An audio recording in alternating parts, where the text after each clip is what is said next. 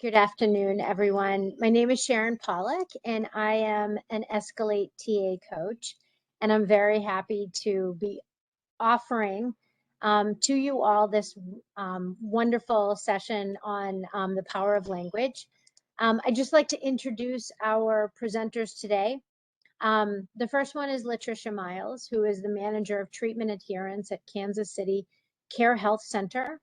She has over 19 years experience in HIV services and is nationally recognized with expertise in training, supervision, advocacy, treatment adherence, and community education. She brings her knowledge and skills of creating materials and peer learning models for improving literacy and engagement in care. Additionally, she's provided technical assistance to organizations in Florida, Missouri, Atlanta, Texas, Boston, and San Francisco for persons living with HIV and AIDS to become peer educators. And our second presenter today is Demario Richardson.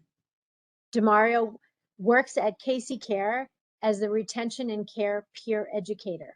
His primary role involves engaging those who have fallen out of care for 6 months or longer. He is usually found at their local coordinated entry systems, such as hospitals, homeless shelters, behavioral health centers, parks, libraries, KFC, you name it. Any safe place to re-engage those who have fallen out of care. Aside from peer educating, he also serves and is an advocate and co-chair to the Missouri HIV Justice Coalition, which is a coalition of groups and individuals working to modernize outdated and stigmatizing HIV criminal laws in the state of Missouri. And without further ado, I will turn this presentation over to Latricia and Demario. Thank you for having me. Thank you, Sharon. I'm excited to be here, and I do appreciate the invitation. I'll go ahead and jump into our presentation so we know it's a little bit involving, but I do want to I do have a disclaimer. It is important for all of us to be able to participate and be interactive. This presentation was intended for us to be interactive. You may see some familiar words, or it may be some language that may be sensitive to you, but at all costs, feel free to protect your peace. But we do want you to engage as much as possible because you get more out of the presentation with your involvement. So thank you again. And I'll go ahead and share my screen.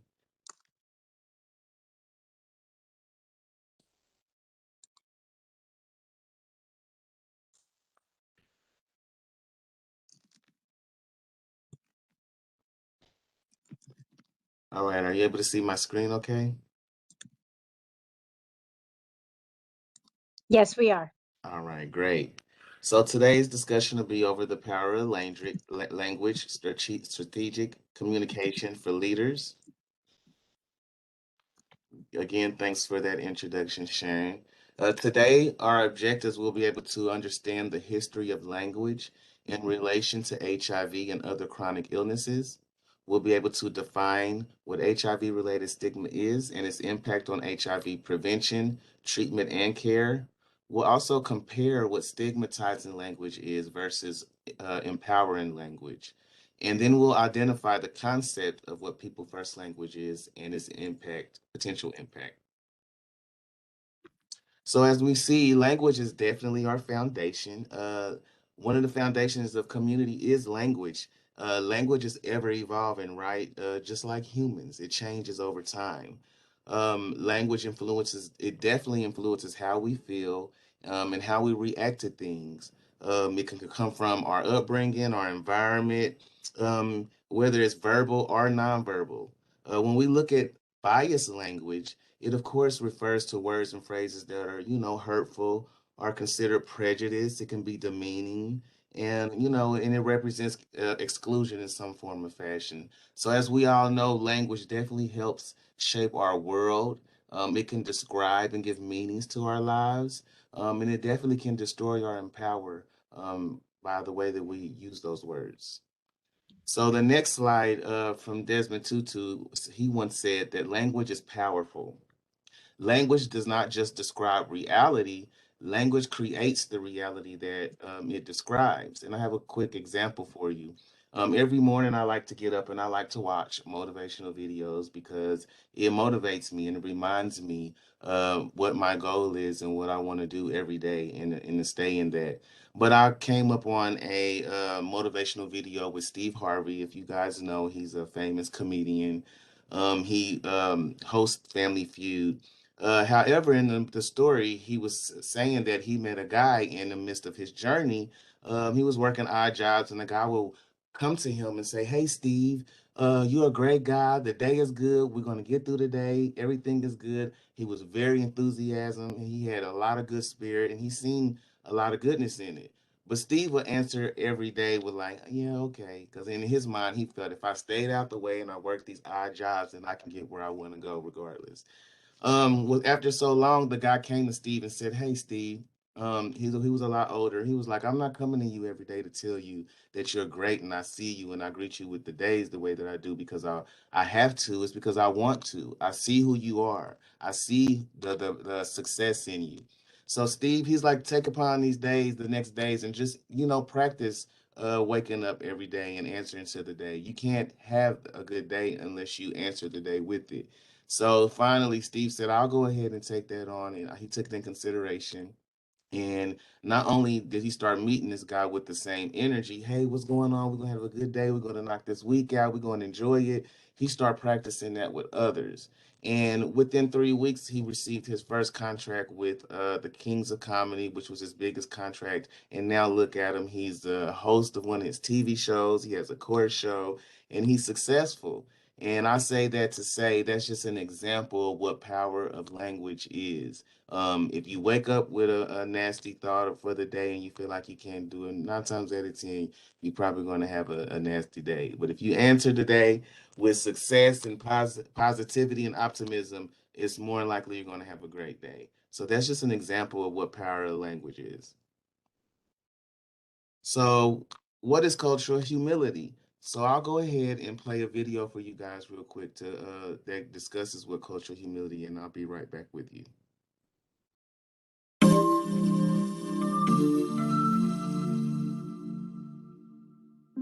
Cultural competency and cultural humility. You may have heard these terms before, possibly in the context of healthcare settings, and not quite understood what they meant. Let's go over what these terms mean and how they apply to everyday life. To be culturally competent is to learn about other cultures, control your biases, and adapt your behaviors and communication style considering the background of people around you. The goal of cultural competency is effective and informed interaction across various cultures. At face value, cultural competency sounds ideal, but it may actually lead us to rely on generalizations about certain groups rather than recognizing the uniqueness of each individual. We also have to ask ourselves, is it realistic or even possible for people to learn everything about other cultures and become completely bias-free? That's where cultural humility comes in. To be culturally humble is to be aware of social power imbalances, respect other people's values and beliefs, and continuously reflect on your own biases. With cultural humility, there's no expectation that you memorize everything there is to know about other groups. Instead, it's a lifelong process of asking yourself how your own biases might impact the way you treat and understand others, alongside work to minimize that impact. Cultural competency is a goal, while cultural humility is a mindset. Let's go over a few ways to practice cultural humility in our daily lives. Recognize that no culture is superior to another. Become comfortable with reflecting on and acknowledging mistakes you've made. Be honest when you're not sure about something. Learn about other cultures with the awareness that you'll never reach perfect understanding. Ask the people in your life if you can have open discussions and hold each other accountable during your learning journey. The great thing about cultural humility is that it acknowledges that no one can get it right all the time. In fact, a key component of cultural humility is being open about what we haven't learned yet. Although it can feel really uncomfortable to admit when we're wrong or don't know something, that vulnerability leaves room for us to continuously learn, grow, and promote equity and inclusion in our communities.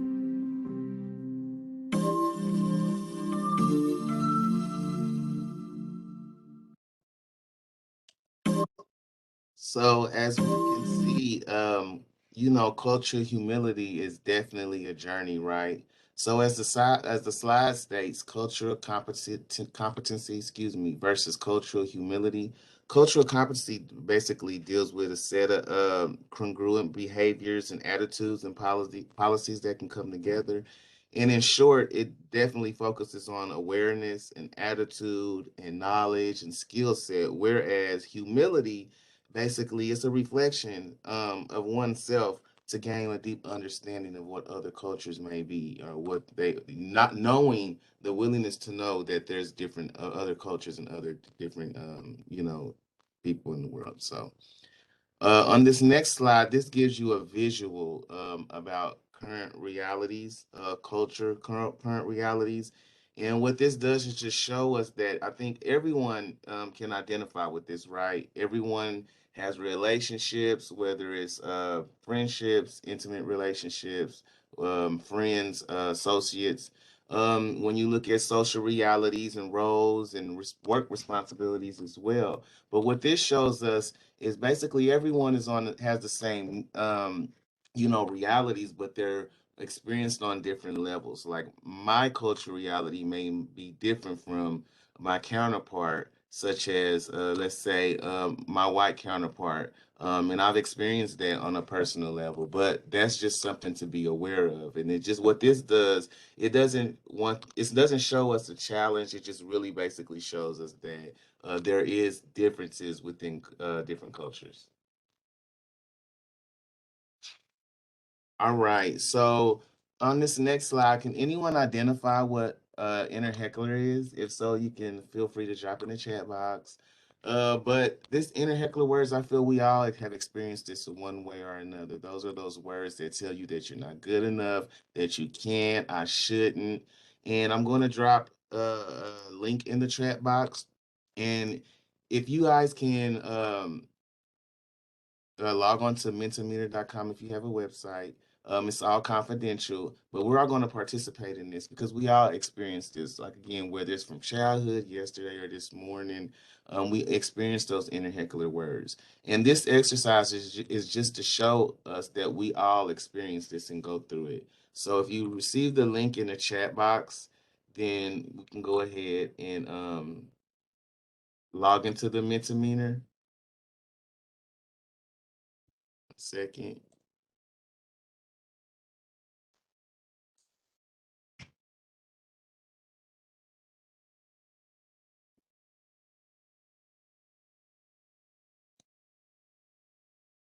All right. So if you can input what's your inner heckler experience, we'll be able to see the word cloud as it come in. If you go to mintt.com and use the code 51092508, you will be able to access this slide and this presentation and be able to put those words in there. So if you've experienced inner heckler, please share. If you feel you want to share it out loud, you can do that as well.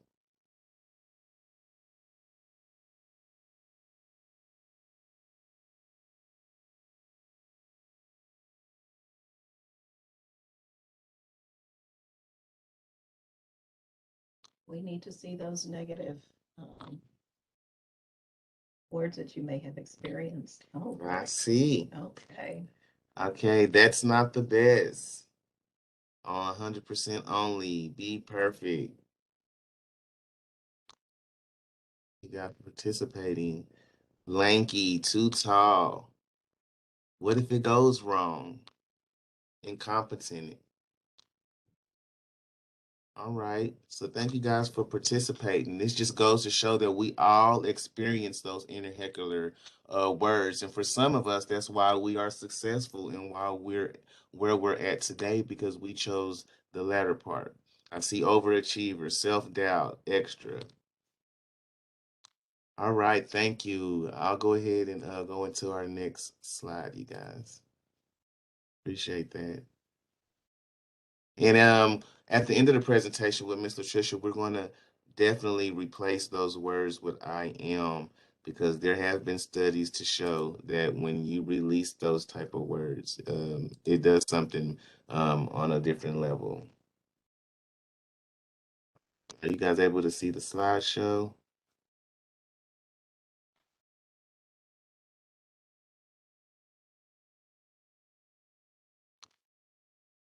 Yes, we can. All righty. So going into the next slide, looking at equality to equity, why does it matter, right? Understanding how health equality and health equity are different is essential to ensuring that consumer needs are adequately assessed and met, right? When issues of equity are addressed, then resources can be directed in the most effective manner to optimize health outcomes.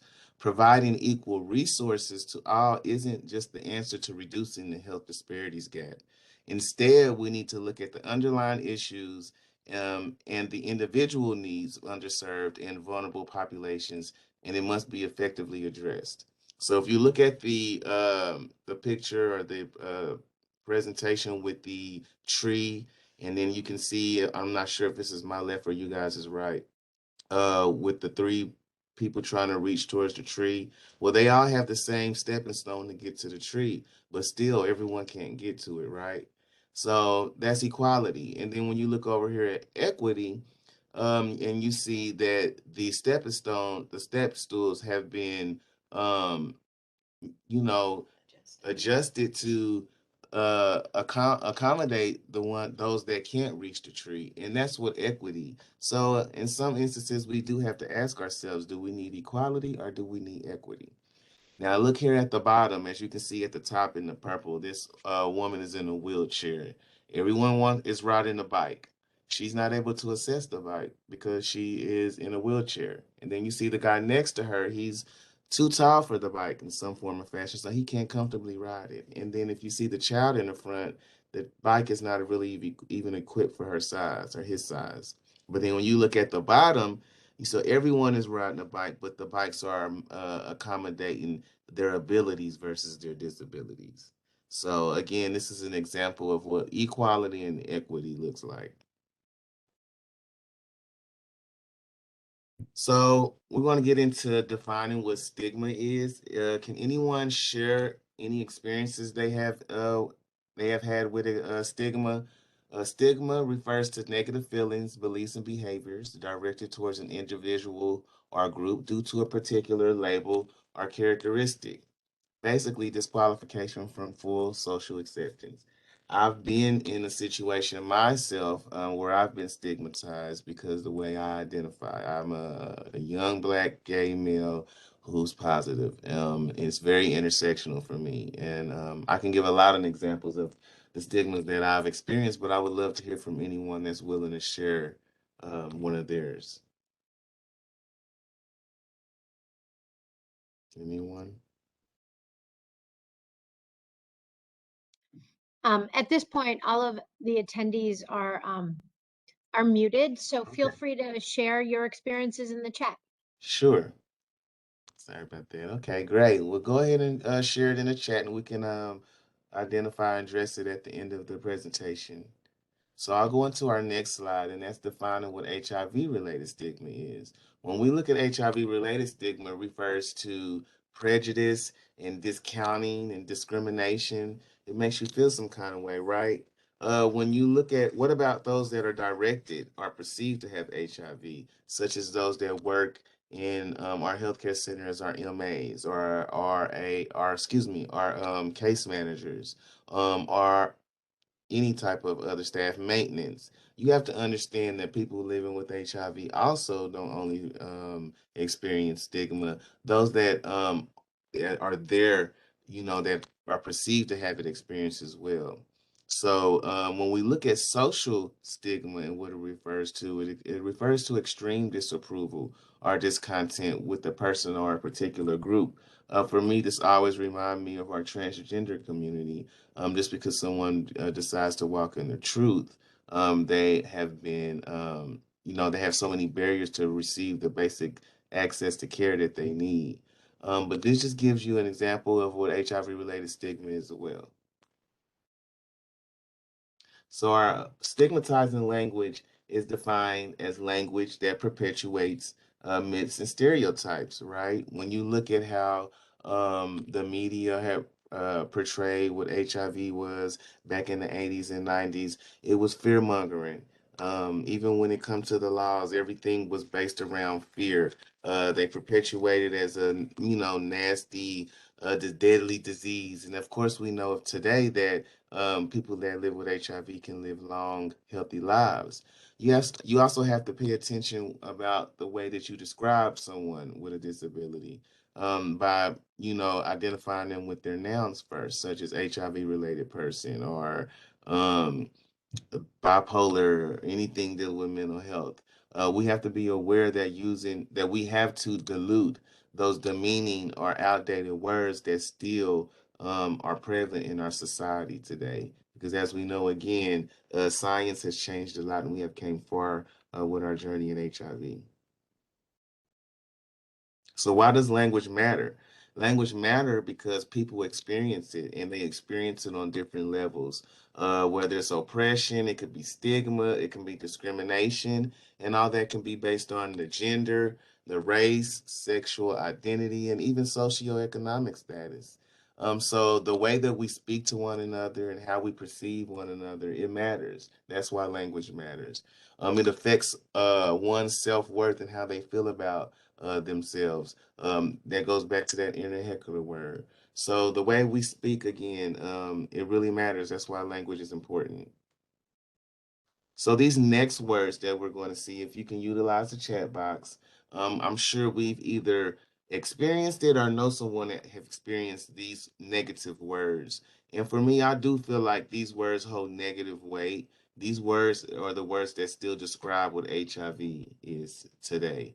And believe it or not, it's still prevalent within our community. Using words such as fag and contaminated, gay disease, desperation, and debt, fear. If you know, or if you've been experiencing it, is feel free to put yay or nay in the chat box.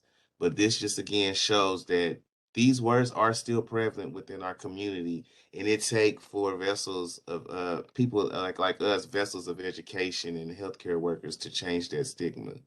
AIDS infected, gay disease, wasting, illness. So going to our next slide, this talks about the two types of stigma.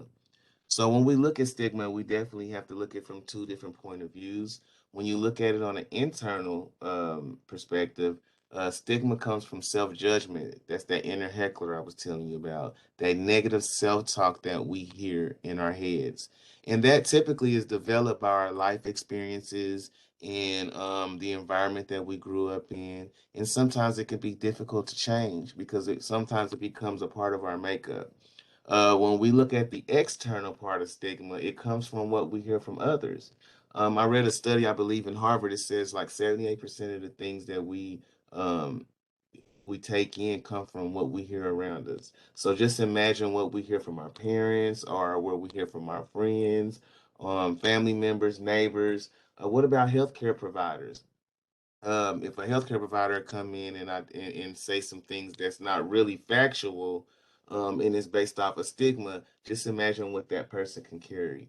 And when you look at the media definitely perpetuates some things that's from the past only because of likes and things of that nature. But when we look at external stigma, it definitely involves someone being shameful and wanting to be secretive and feeling judgmental, whether it's for themselves or others. And this is just a visual of what internalized stigma could look like. For me, how I look at it, if you look in the inside where it says fear and shame and guilty, those are more of those internalized feelings. And then when you look in the gray area on the outside, that's more of your intermediate circle or your intermediate space where you experience discrimination and violence and bullying and rejection. And then when you look on the outside in the black, that's more of the world, the outside, ignorance and religion and police brutality and things of that nature. But that's just my way of envisioning it. But this is just a visual of what stigma looks like internalized. So microaggression. A microaggression is a statement, action, or incident regarded as an instant or indirect, subtle, or unintentional discrimination against members of marginalized groups such as racial or ethnic minority, according to the Oxford English Dictionary. In some layman terms, I like to say just AKA shade. You know, a lot of people experience microaggression based on their race or ethnicity, gender, sexual identity, or it may be intersectional all at one time. So here goes some examples of what microaggressions could look like. You really look great. I could barely tell you were transgender. You know, what does that really imply when, I mean, it can come off as if someone is really giving a compliment, but what does that really, to that person, what does that look like, especially based on their experience? I don't even think of you as black. What do you think of me as? You know, that's a part of my makeup. And as you can see, Nicki Minaj is looking down at the bottom like, what you talking about? What?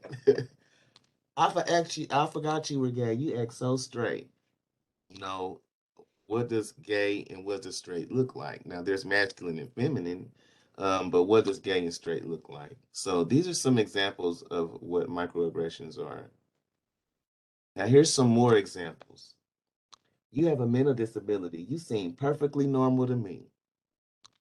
You know, again, it could definitely come off as if it was a compliment, but I think these are some instances where we have to understand and we have to be aware of what we say and how we say it.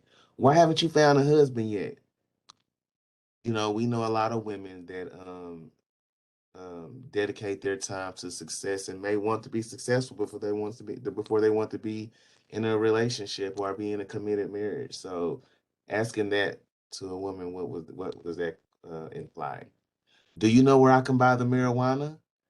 I mean, we all know now there's dispensaries across the U.S. and marijuana is legalized, but why does it have to be the black man where you have to ask where the marijuana is? Especially given all the guys that's locked up for this type of charge, but that's neither here nor there. Are you a man? Are you a woman? I mean, I think you could really find ways to ask those questions versus just directly asking, "Are you a man? Are you a woman?" But again, here are some more examples of what microaggressions may look like. So here goes some examples of what microaggressions are. If anyone is willing to, I know it said they're muted, so I'll just go through it real quickly. But I want you guys, if you can put it in the chat box, to let me know what the message is intended to say on a microaggression level. So where are you from? Where do you feel like what do you feel like that's intended to say? And I won't be able to see you guys' chat, so I'll be moving a little swiftly. Oh, I see Melvin, you're not from here. Okay. You are not a true American. So if I walked up to you and said, you speak English very well, how would you take it? Or how would you interpret that as a microaggression? Amandor, I see you. Popping up real fast, you guys. I'm not able to see the messages real quick, but I see you guys answering. Dennis, that I was not born here. Okay. You're a foreigner in your own country. Yes, you guys are right. You're a credit to your own race. What do you feel like that implies? You're not like the typical, okay? See? People of color are generally not as intelligent as whites. The race is not as good as mine. I see. Okay, Melvin. You guys are on the same page. When I look at you, I don't see color. What do you see? Denying the significance of persons of color's racial or ethnic background. So thank you, you guys. I'm going to turn it over to Miss Latricia. It was a pleasure. And switch spots here. Thank you, Demario. And thank you guys for your participation so far. It's been great. I know that you're getting a lot from the presentation, just from some of the comments that we're seeing in the chat. So I'm going to start with the history of language in the HIV community. And so As you can see, some of the terminology here, some of these words and terms predate me for sure, that I have not heard of some of them until I did some research on this presentation. GRID, gay-related immune deficiency. Some folks that may have been involved in the world of HIV for a while may have heard of GRID. It is an old term. AIDS, of course, we still use that term. Acquired immune deficiency syndrome. ARC is one that was very new to me. Age-related complex, full-blown AIDS. I hope none of us are saying full-blown AIDS. I hope none of our friends are saying it. And when I think about somebody saying full-blown AIDS, I gotta stop and think, okay, if that's full, then what's half-blown AIDS? You really got to think about it. So, the last term, late stage HIV, end stage HIV, or stage 3, this is a newer term that has been used. And what definitely folks are trying to do is take the sting out of the word AIDS. And so they'll just say late stage HIV. So when we look at this media, and this is a national magazine, Time magazine, and some of us don't have to really think back too far when people are talking about an HIV diagnosis. Maybe you have a friend or family member or yourself may have given that diagnosis. And so when people remember what your story is, many times they don't even get to the word HIV. They automatically go to what? Go to AIDS, right? And so when you look at this media here, it says Magic, he's living with the AIDS virus, and science is offering new hope for others. And what is wrong with this magazine cover? Something is wrong with this magazine cover. If you could put it in the chat, he's living with the AIDS virus, and science is offering new hope for others. Does anybody know what's wrong with this magazine cover?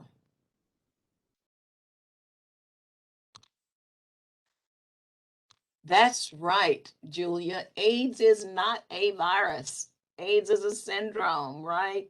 And so look at this national magazine. Now, if they are getting it wrong and publicizing this to the world, no wonder society, no wonder our communities have not caught up to what the science really is for a person living with HIV, or where we are with HIV. Look at this next one. It says, baby, so cute, right? She has her father's eyes and her mother's AIDS. Before you get pregnant, find out if you need to be tested. What is this about? Well, everything is glowing when we come to speak about the father here, but when you start talking about the mother, it describes her as mother's AIDS. And so is this code language for Black women? If you're HIV positive, don't have a baby? What I'm glad about is that this magazine and this publication does not exist anymore. So the next thing is street language. And some of you probably have heard words that are not even listed up here that you could share. We have, when it comes to street language, dirty, referring to a person with HIV, bug catchers, the germ, are you clean? And when you look at that little ducky there, it says that dirty is for laundry, not for your HIV status. We recently had a training, and I learned a brand new term from that training. One of the guys, he says, well, we go to the clubs and now they talk about the house in Virginia. I didn't know what he was talking about. And so finally he broke it down for me. He says, well, house, this is H-N-I, Virginia, V. He was saying in code language, this is how they're asking if people are HIV positive or not. I said, you got one on me. All right, so HIV stigma, HIV-related stigma, it is experienced at different levels, right? It can be experienced at an individual level, at an organizational or institutional level. or in a societal level. So if it's an individual, you can feel rejection or avoidance or prejudice.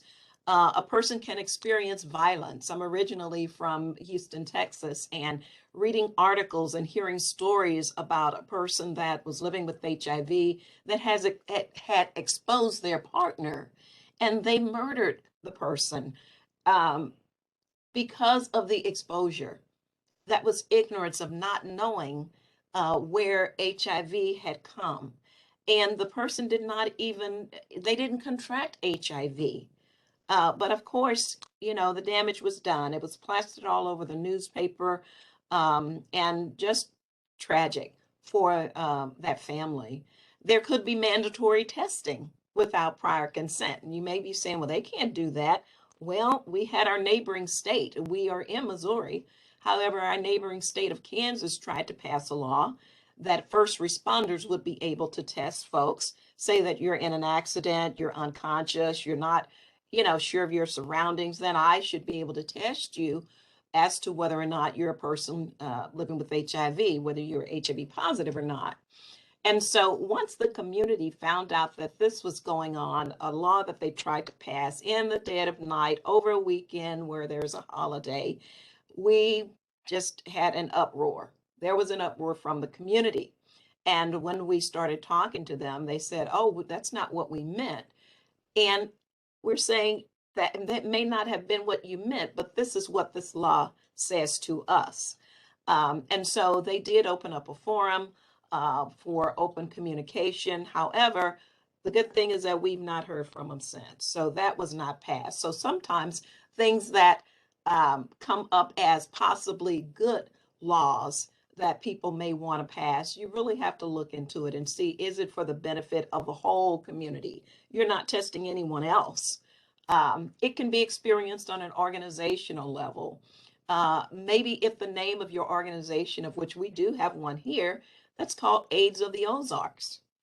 And so looking at that location as far as a person getting services there, just think about going through those front doors if that's the name of the organization, and you may not have experienced acceptance of your diagnosis. And so people would probably find themselves going through the back door of that organization. What if you had HIV case manager on your business cards? And that can be stigmatizing. If I'm not comfortable with my diagnosis, then where's that business card going to go at the end of the day when I walk out of that health center or that clinic? It's going in the trash. And so being aware as an organization of not stigmatizing persons living with HIV, educational materials and other things in the clinic. Societal, there are still laws on the books that exposure to HIV can put a person in prison. You can get 5 to 15 years. We just modernized some of our laws, and I am I am the founder of the HIV Missouri Justice Coalition. And we were able to get some things passed and finally have the science of HIV recognized in our laws. But there are many miles to go, many roads to cross regarding the laws that we have in the different states. So what is the impact of stigma on HIV care and treatment? And it is access. And so looking at the next slide, I think it's a better, this pictorial is better, I think, when it shows care and treatment. So when you look at stigma, for example, the arrow is pointing up.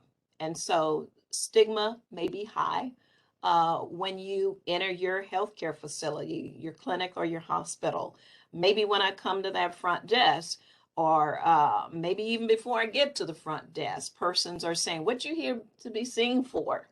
You know, and I hate when I hear that because that is a person's private and confidential information, not for it to be hollered out from a front desk. So I may experience stigma even coming to that location. If I experience stigma, then testing is going to be down. People knowing their status is going to be down. Disclosure will be, and look at where infections are. Infections are going to be up. However, if stigma is down, when I come into that health center, that clinic, you're greeting me. Hi, Miss Miles. How are you? Glad that you're here today. You're going to see Dr. So and so and so. And you know, and just be seated. And I feel comfortable coming there. Then testing is going to be up. Knowing my status is going to be up in the community, and disclosure will be up. And look at new infections. They're going to go down. So people first language, what is people first language about? Well, it's about plain old respect. We know Aretha Franklin, Gone Too Soon, her famous song, RESPECT, What My Baby Means to Me. She made that song famous. But why people first? It is because it removes stigmatizing language and it reshapes the conversation. And more importantly, it focuses on what really matters, and that is the person. And so when you apply people first language, you're using terminology that is describing the individual as being diagnosed with an illness or disorder. It emphasizes the treatment of a person with a disease rather than simply treating a disease. So looking at this example here, individuals with a mental illness rather than the mentally ill. And I hope that there was opportunity for you guys to receive a handout that we had available for you to look at some examples of how people first language can be used. Definitely recognizing the individual first. The second example says previously incarcerated, rather than saying, girl, I work with a felon, or he's an ex-con. And so putting the person first. People with HIV rather than HIV infected. So what's not people first language? Drug user, AIDS patient, AIDS victim. We know what labels are for. Labels are for clothes, not for people. And so when you think about people first language, of course, we think about empowerment. And empowerment is an active process, the process of becoming stronger and more confident. We know that no man is an island. You see a fellow friend, family, team member, or whomever in your life, whoever is an encourager in your life, because when you look at empowerment and when you think about those persons in your life, when they rise, we all rise. When I rise, my team rises. And so we rise by lifting others up. So self and others. When we feel empowered, when we feel more confident, we can be introspective. We can be more self-aware. Um, I'll never feel like, I don't know about you, but I'll never feel like I've arrived because I want to continue throughout my life to learn, to grow. So I continue to examine myself and the concept of individual growth that will in turn affect the organization's ability to become more inclusive leads us to question our assumptions constantly. Identify our own cultural values and our own cultural beliefs, become aware of our personal biases and how they're identified.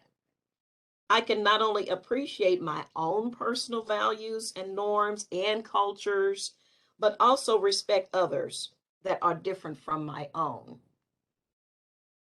So let's look at an activity, stigmatizing self-talk versus empowering self-talk. So if we do a little bit of practice here, women are most likely, and if you had your handout, or if you're able to get that later, to be infected. So what you see in red is what you would want to change with HIV through heterosexual contact. And so if you had to make a change here, women are most likely, instead of saying to be infected, you would want to say to contract or acquire HIV through heterosexual contact. Let me give you one more and let's see if we can get something in the chat here. Cardiovascular disease has become a major concern among HIV, here we go again, infected individuals. How can you change that language? Individuals living with HIV, thank you. Among individuals with HIV, great. Because as a mom, when I think about infected, when my kids were little and you look at their little thumbs or whatever they've bruised up, what does it look like? Think about that. It doesn't look pretty. It looks bad. And so even though the word infected is the right scientific word to use, we've asked our doctors not to use infected when referring to people with HIV. So thank you for putting a comment here. Cardiovascular disease has become a major concern among people with HIV. Mentally ill people are often diagnosed with AIDS virus when proper medical care is ignored. Any comments here? How would you replace that AIDS virus?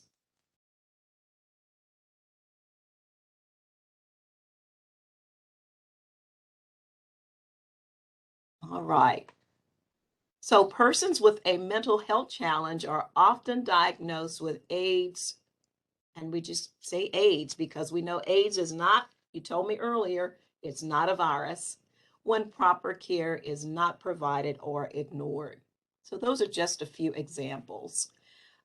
Again, stigmatizing self-talk. DeMario talked about the two types of stigma, internal and external. And so this is stigmatizing self-talk. I'm infected with HIV. If you hear that from one of your clients or persons that you work with or live with, instead they can say, I am a person living with HIV. It's my fault. I got infected injecting drugs. We know that no one deserves HIV. HIV is not a punishment. Incarcerated equals criminal.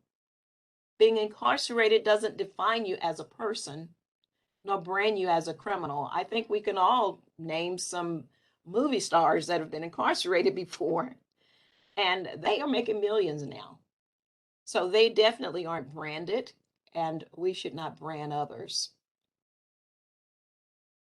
So all of us have a role to play in eliminating HIV stigma and helping people get in and stay in care. How do we implement people first language? Use people first language when we refer to a medical condition. I believe everyone that's listening to the presentation today, you're going to be able to spot it when you hear it. When you hear people that are not using people first language. Put some tactful corrections there. I've done that myself with some of the professionals that I've worked with. Talk with your colleagues, friends, and educate others. Encourage them to use people first language. Change your organizational documents and educational materials. We all have policies, procedures. We've got grants. We've got documents out there that are not people first language friendly. We can look at some changes there. Implementing it, we can include people with diverse backgrounds that are disproportionately impacted by HIV, like men who have sex with men of color, or some use gay gender loving, people who are transgender or gender nonconforming, women or youth. And so essentially this is saying, if I am impacted by a chronic illness, and it doesn't have to be HIV, it could be cancer. It could be anything. then I need a seat at the table. So instead of other folks always telling persons living with an illness what they need, what they should do, what they can have, invite them to the table, because no one can tell us better than the person that is living with it, that is dealing with it day in and day out. So make room at the table.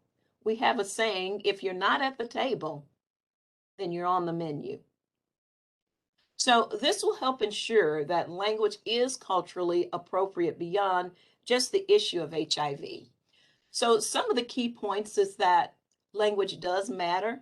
The terminology we use is powerful, shapes our understanding. It replaces negative self-talk, and that includes, when we're talking to ourselves on a daily. I tell people, I've my daughter at one time, she said, "Oh, I said, don't call yourself stupid. Watch yourself talk. It should be uplifting." Using people first language and empowering self talk can improve confidence and self esteem. So, in closing, if thought corrupts language, then language can also corrupt thought. And we do have a Mentimeter again, and we're going to pull that up because what we want you to do now is to share not what someone else's truth was about you, but what your truth is about you. And so, what is your truth? And so, if their truth was that you were not enough, then what are you going to say using Mentimeter? And after the words I am, what will you put here in the chat? In the Mentimeter, I'm sorry. So go to Mentimeter again. And so I know with the I am not enough, what I would say is I am enough. So let's see some positive words after the word I am. Put those in the Mentimeter.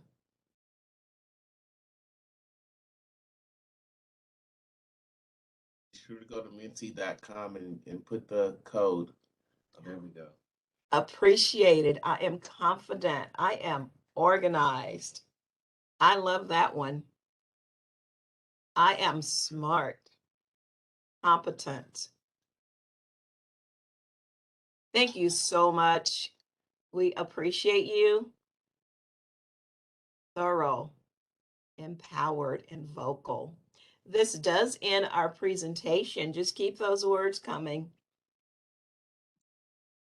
Latricia and Demario, everybody has been promoted to panelists. So if there are any additional questions or prompts that you have, people can actually speak up and be heard. All right, great.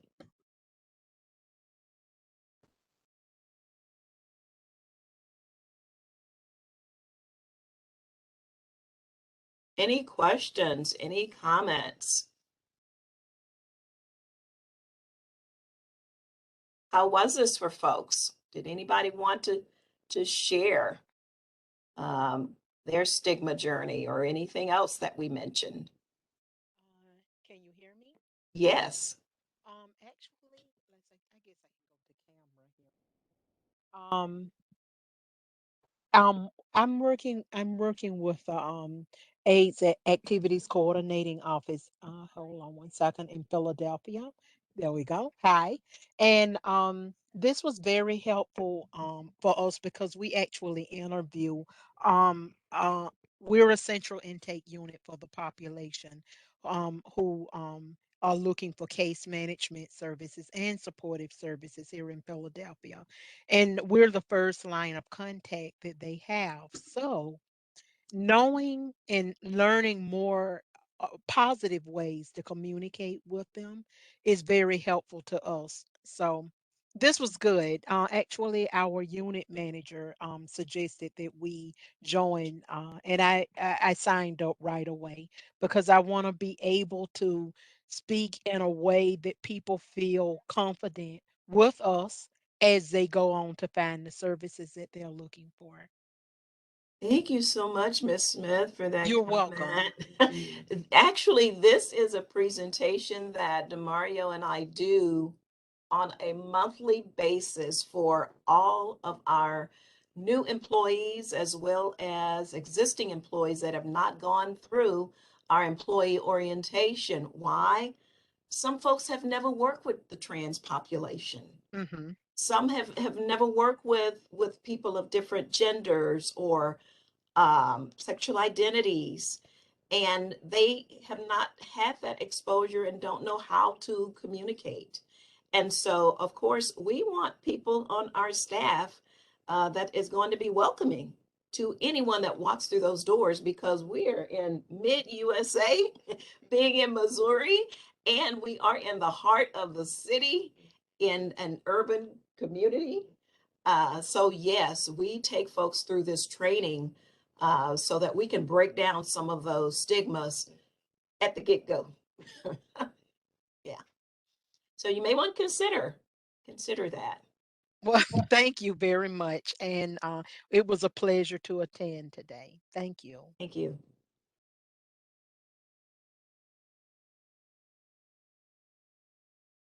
Anyone else? Thank you, Melvin. I just want to throw out a question to those of you who possibly have never used person first language and you're listening to Latricia speak about it. Do you have any concerns with doing so? And possibly just opening this up for conversation about that. Brief conversation because we just have a few minutes. And Sharon, did they get the handout? I'm sorry, I didn't see your. Not yet. Sorry, they're gonna Okay. get it with the materials for the presentation. Okay, great.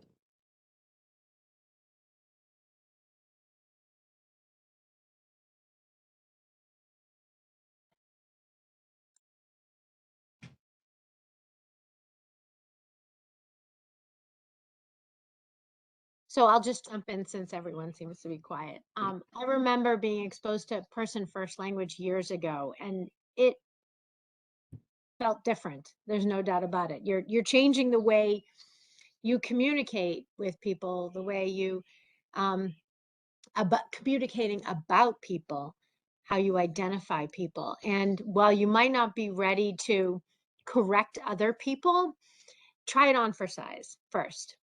Mm-hmm.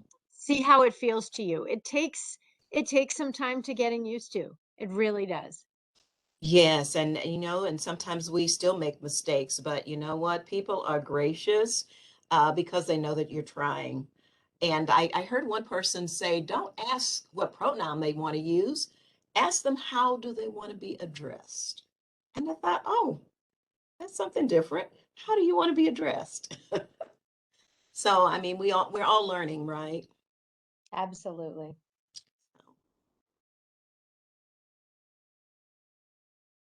Well, if there are no other questions or comments, I just want to thank you both for providing this presentation. I thought it was fabulous. A lot of food for thought. And everyone on the call, if you have colleagues who would have liked to have attended this session but weren't able to, there is another session on May 10th. So just be on the lookout for a registration reminder for that session. Thanks so much all for joining. Thank you.